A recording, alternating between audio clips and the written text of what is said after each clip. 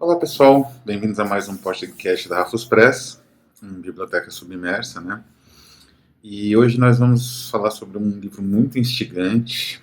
Ele é muito peculiar, esse livro, e ele vai estar, digamos assim, ele está diretamente relacionado com alguns projetos futuros da Rafus Press. Mas antes, gostaria de agradecer a todos, o meu gato também agradece, a todos que puderam contribuir enfim, da maneira que foi possível, com a campanha Demiurgos Sombrios, que foi bem sucedida. Era uma campanha difícil, tinha um conceito por trás dos livros, né? Uma mistura de documentação original da época, ou próxima da época, né? No caso do Hassan Saba, a época é bem antiga, então um documento próximo. E no caso do Nechayev é um documento escrito por ele, nunca antes traduzido para o português, né? Diretamente do russo, não. Sempre de fontes francesas, né? E, em geral, português de Portugal. Nunca vi esse documento traduzido no Brasil, que é o Catecismo Revolucionário. Então, fico muito feliz que, digamos, o conceito foi bem recebido. Os vídeos, né, também das semanas, né, dedicadas foram muito assistidos, então agradeço bastante. Não é o meu trabalho sendo divulgado, então assim, me alegra muito. E ainda teremos aí um vídeo exclusivo inicialmente, né, exclusivo para os assinantes, que aí, na entrada da próxima campanha vai ser disponível para todos, né, exclusivo aos assinantes, não exclusivo aos apoiadores da campanha Demiurgos Sombrios, sobre as fontes, né, dos conceitos, não só Demiurgos Sombrios, né, de alguns conceitos que eu emprego. E, enfim, né, só posso agradecer, pedir, não é, agradecer a paciência de muitos, né. A gente, por exemplo, está agora na gráfica, tá para sair, justamente, porque demora, o Zaragoza, o Agostinho Pérez Zaragoza, A Morada do Parricida, que é um delírio, é muito mais brutal que o Bristol, o Carniceiro, lá, o Açougueiro, que já era brutal, extremo, né? A cada conto parece que o Zaragoza vai se superando nesse pastiche, né, que é baseado num material francês, mas é muito, a interpretação do Zaragoza é muito mais intensa, né? Bom, feito esses reclames iniciais, vamos então para o livro de hoje, que é este, A Mastigação dos Mortos em Suas Tumbas, de Michael Hanft. Michael seria se ele fosse inglês ou americano, né? Como ele é alemão, Michael, provavelmente Hanft, né? Esse é um livro muito peculiar, né? Ele, digamos que historicamente, ele foi publicado antes ainda do De Masticatione Mortuorum in Tumulis, né? Ele escreve em latim, recurso usual da época, né, até o século XVII, e ele foi publicado antes do Augustin Calmet, né, Tratado sobre os Vampiros e tal. Ele, na verdade, também não trata como vampiros, não é? Ele é de 1720 e poucos, é isso? Né? E é um livro que é, na verdade, uma polêmica, né? Quando ele foi publicado, era uma polêmica com um livro saiu muito antes, em 1679, escrito por um teólogo, né? Aí, em 1727, ele fez essa resposta a esse livro sobre também o mesmo tema. É um livro, por que ele é muito curioso, assim? A gente precisa entender um pouco o contexto. Então, ele foi escrito no século 1700, né? No século XVIII, né? Início do século XVIII. E ele foi, digamos assim, é de um momento histórico, da história intelectual do Ocidente, especialmente, muito peculiar. Porque o que aconteceu? O Renascimento, ele trouxe, por um lado, o Renascimento ele foi, digamos assim, uma expressão muito complexa e muito multifacetada, que não costuma ser estudada ou compreendida dessa forma, que é uma pena.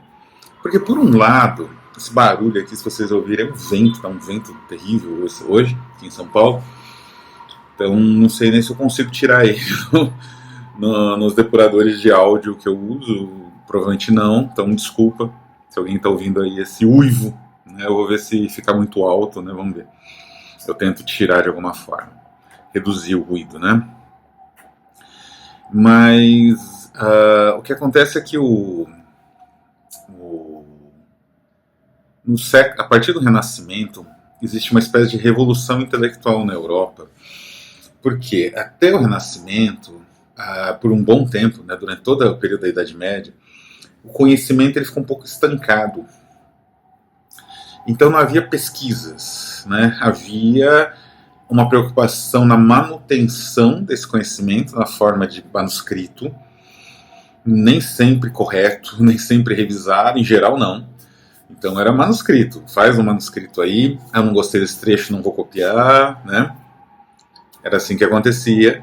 E isso fez com que quase toda a filosofia antiga se perdesse, né? Sobreviveu 5%, filosofia e literatura antiga. O que nós temos hoje não chega nem a 10% do que era conhecido na época do Platão, na época de Aristóteles, né? E o Renascimento pôs um fim nisso, né? Por conta até do fato do Renascimento estar, digamos assim, ambientado num contexto de múltiplas revoluções tecnológicas e culturais. Então você tinha revoluções técnicas, revoluções científicas, revoluções de comunicação, como é o caso inclusive dos incunábulos, né, dos livros, né, dos primeiros livros ali com Gutenberg, do desenvolvimento velocíssimo da imprensa de tipos móveis, né? Então o Renascimento está meio que encaixado nesse universo. E o que acontece? O Renascimento ele vai buscar, por um lado, um aperfeiçoamento do conhecimento. Então você vai ter livros como A Doação de Constantino, do Lorenzo Valla, que é uma análise textual histórica, né? Se lança as bases de um tipo de percepção ao mesmo tempo quase arqueológica das fontes, né? Das fontes originais, na busca de elementos históricos, documentais. É praticamente um livro que funda, né, uma noção da ciência textual, né, A Doação de Constantino, no Ocidente, né? Ele funda, inclusive, em princípios muito próximos do que nós usamos até hoje. Né? Quem trabalha com manuscritos, edições originais, crítica genética, né? Que em teoria literária tem esse nome, né? Essa crítica baseada muito no manuscrito, etc. Né? E, ao mesmo tempo, havia no Renascimento uma busca, uma redescoberta de uma série de tradições ocultistas, místicas, não é? Que permeavam a cultura europeia, só que de uma forma um pouco subterrânea por conta dos dogmas da Igreja, que dominavam a Idade Média. Não de uma forma tão opressiva como a gente acha que foi por conta de mídia, né? Enfim, de romance, de mídia, né? De coisas do gênero, mas, né, era opressivo. E era um sistema que excluía esses conhecimentos, essas visões, né, ocultistas, místicas e tudo mais do passado. Então, os intelectuais renascentistas, eles vão buscar as fontes de tudo isso e vai ter um interesse renovado no ocultismo, surgindo aquilo que nós conhecemos como ocultismo contemporâneo, né? Porque a filosofia oculta, isso todos os tratados históricos de filosofia oculta deixam bem claro, é quase como uma divisão. Existia, digamos assim, aquelas tendências ou visões relacionadas até às heresias religiosas, né? Tipo Albigenses, os cátaros ali. Isso sei lá, na Idade Média, no início da Idade Média, um pouco depois. Ou antes um pouco, na Antiguidade, né, já no início do cristianismo, né, o cristianismo mais ou menos marca o surgimento dessas tradições, vão se mesclando, conforme vai crescendo o cristianismo vai se mesclando, né, com as tradições pagãs, ocultistas ou místicas. Mas é no Renascimento que isso é reinventado, às vezes reinaugurado, porque essas tradições eram pegas ali e jogadas novamente. Então havia uma mistura, não é, uma busca ao mesmo tempo, pelo conhecimento mais apurado, num sentido científico, ou que não, deveria ser científico, não era também, no Renascimento, como no caso da doação de Constantino, esse trabalho Lorenzo Valla, né, esse intelectual italiano, como também uma busca por uma tentativa de compreensão racionalizada dos fenômenos sobrenaturais, ou não materiais, imediatamente materiais, espirituais, por exemplo. E isso é muito curioso. Você vai ter ramos inteiros de pesquisa voltados a fenômenos específicos, né? Como, por exemplo, a pneumatologia. Eu conheci um pesquisador na Unicamp que ele trabalhava com tratados de pneumatologia, né? Que é a ciência da alma que deixa o corpo, não é? Então tinha N tratados. E aí por aí vai, né? A própria Inquisição, o auge da Inquisição Ibérica, né? Foi uma tentativa de construir um conhecimento, digamos assim, objetivo dos fenômenos sobrenaturais ali, né? Então existia tratados orientando os inquisidores, não era tudo gratuito, né? Então, este livro aqui, ele entra exatamente nesse esforço. É uma tentativa de compreensão de um fenômeno bastante específico, que ele vai desdobrando em N possibilidades, e esse é o grande, digamos assim, diferencial do livro, o grande barato do livro, né?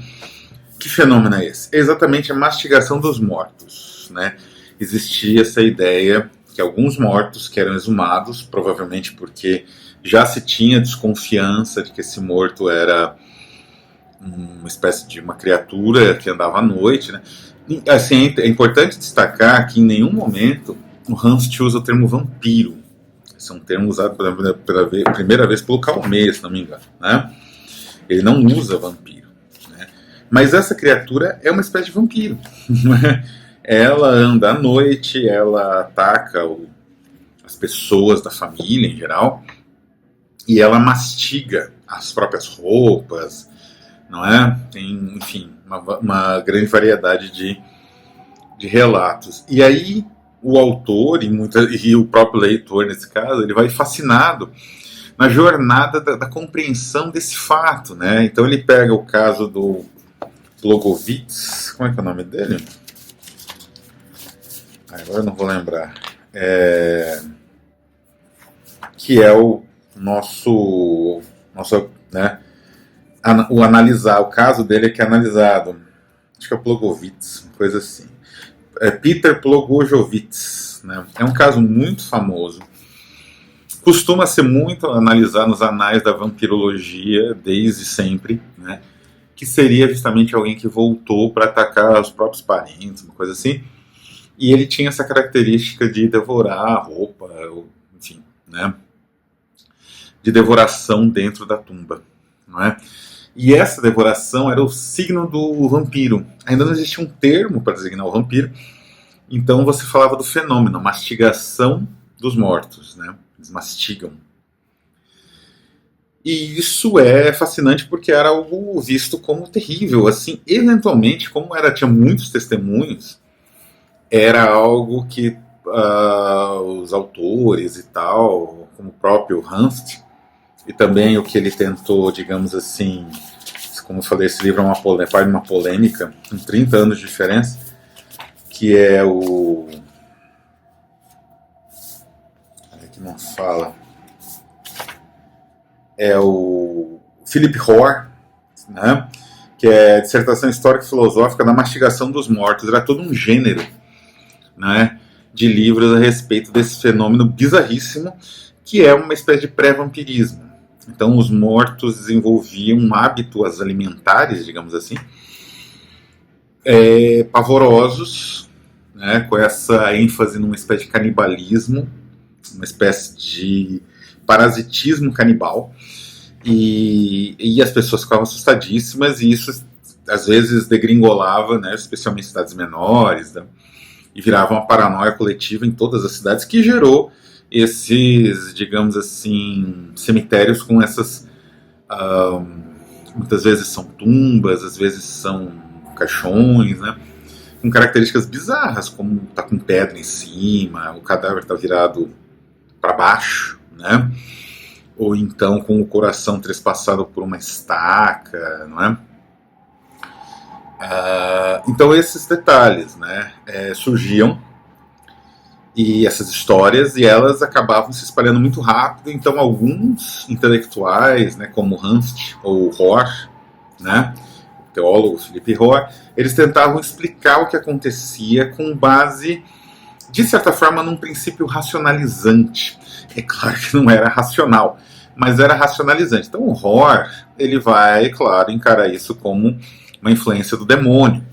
E como era uma época mais racionalista do que a Idade Média, essa influência tem que ser, de certa forma, provada também, e ele vai proceder a isso no livro dele. Já na resposta, né, do Michael Hanft, Mastigação dos Mortos, o procedimento é parecido, só que ele vai tentar provar o contrário, quer dizer, que esse fenômeno não é um fenômeno inspirado pelo diabo, né, pelo demônio. Ele é um fenômeno, digamos assim, com uma dinâmica própria, a partir de fenômenos que existem ou que foram identificados em algum momento na natureza, né? A partir então seria um fenômeno natural ou coisa parecida, né? A gente vai descobrir que ele vai mais longe que isso no final, né? Porque esse livro é dividido em duas partes, né?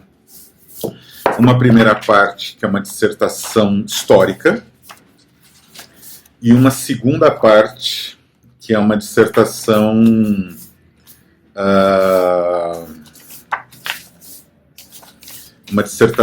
teórica, né? Então, histórico-crítica, a primeira dissertação, né? E a segunda dissertação é de natureza filosófica.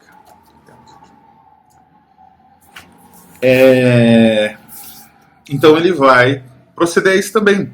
E é interessantíssima a metodologia, né? Ele tanto parte de fenômenos observáveis empiricamente. Então, no caso Blagojevich, ele vai se basear nos relatos, nos testemunhos, naquilo que está registrado, acho que até em jornais, inclusive. E, mais ao mesmo tempo, ele usa a tradição. Então, às vezes ele cita Aristóteles, aqui tem até, né, nos capítulos ele fala, às vezes ele cita grandes filósofos, né? Aqui, infelizmente, não tem um sumário. Mas ele cita grandes filósofos do passado, né? Alexandre Magno, o que aconteceu, tem o cadáver... alguns intelectuais da época, Germani, Isaac Santorelli, que são médicos também, né? Essa é na segunda parte, que é mais médica, inclusive, né?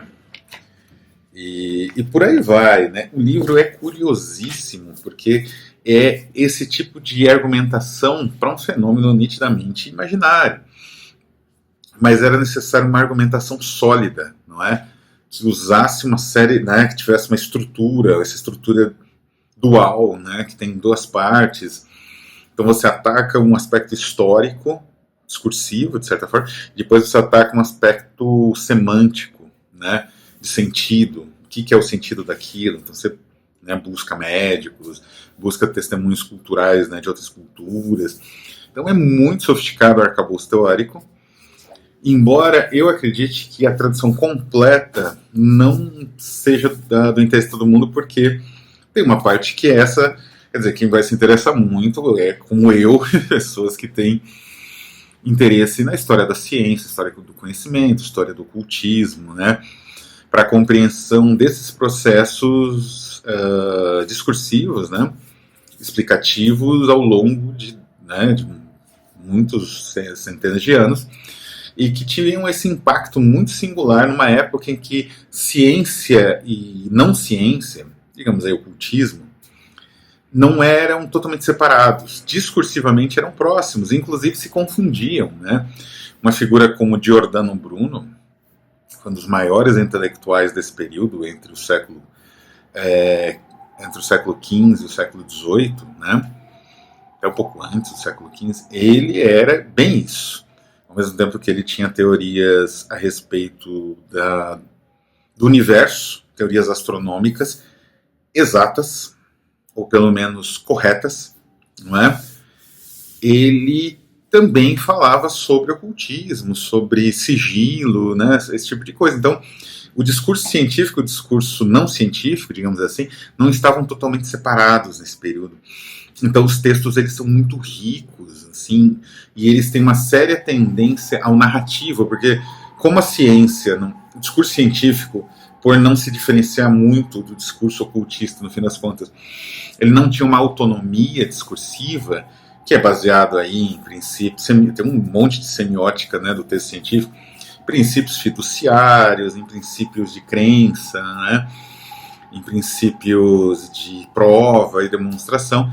Então o texto científico não tinha nada disso ainda, então os discursos eram meio mesclados, então o aspecto narrativo é forte nesse texto aqui. Ele narra muita coisa, e muito bem, aliás, né, é a melhor parte. A respeito da edição, é uma edição da La Felguera, grande editora espanhola, uma das editoras aí de referência da Rafus Press, né? E é uma verdadeira obra de referência visual, né? Tem N imagens, não é? É uma pequena biblioteca visual relacionada ao vampiro. Tem os escritores, o Calmé aqui, os escritores originais, né? E é uma iconografia riquíssima que esse livro oferece. Então não é só o texto é até curto, teria em torno de 120 páginas, né? Mas é uma iconografia tão rica que disputa com o texto, né? E a tradução foi realizada diretamente do latim, né? Existe uma edição francesa que foi utilizada também, né? A tradutora até menciona. É a edição francesa que saiu em 95, né? A edição francesa também foi uma base, né? Para você poder fazer o seu cotejo.